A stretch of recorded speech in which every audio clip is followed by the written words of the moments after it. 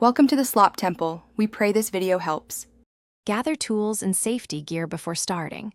A Phillips screwdriver, 10mm socket, a replacement 12VW5W or compatible LED bulb, and nitrile gloves. Park on level ground and set the parking brake. Work with the engine off. Fold the rear seat and peel back the cargo liner to expose the light housing accessible from inside the trunk area. If you plan to unplug the 2-pin connector, disconnect the negative battery terminal first to prevent shorts. Keep bulbs and screws in a small tray to avoid losing them. Start removal by opening the trunk and locating 2 Phillips screws or a 10mm fastener holding the license plate light housing.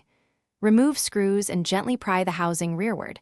Press the small plastic clip to release it without cracking the trim. Once loose, reach inside, pinch the 2-pin harness tab, and unplug the connector.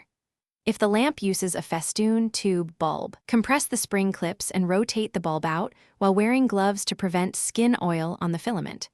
Set the old parts aside.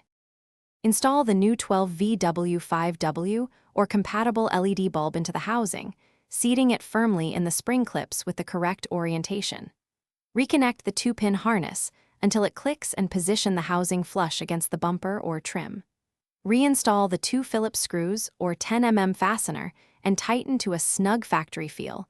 Do not over-tighten plastic. Reattach the negative battery terminal if you disconnected it, then turn on tail lights to test for bright, even illumination. Clean the lens and secure the cargo liner when finished.